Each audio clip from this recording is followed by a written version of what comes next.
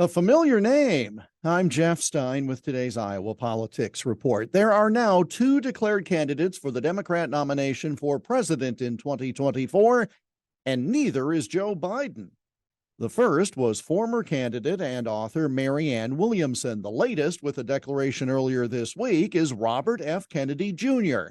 His father, then a New York senator, threw his hat in the ring 55 years ago. Now, as opposed to past runs for elective office made by members of the famous political family, this Kennedy does not have the support of his extended family. Two, his cousin Caroline and the widow of his uncle Ted, are both ambassadors appointed by the current president. Others have kept their distance publicly ever since Kennedy Jr. called out Dr. Anthony Fauci and the COVID-19 vaccine in a series of books and movies.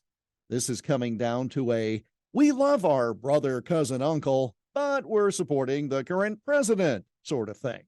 And should Kennedy Jr. gain traction, you can expect a photo op with Biden and the supportive Kennedy sooner than later. Realistically, those under the age of 40 only know the Kennedy family from history, not from anything accomplished by the current generation.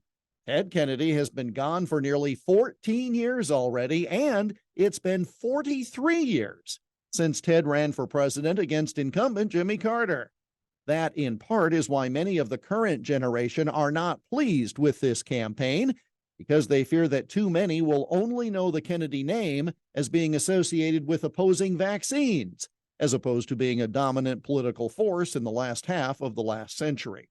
So the name is not the guarantee it once was, but interesting to note that Kennedy Jr. is already polling at 14% against Biden, ahead of the other names being bandied about these days, and it shows how many Democrats are quickly looking for anyone who can mount a viable primary campaign against Biden.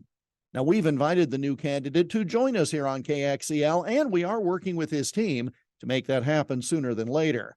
One thing is certain in these uncertain times: dismissing this candidacy could be short-sighted.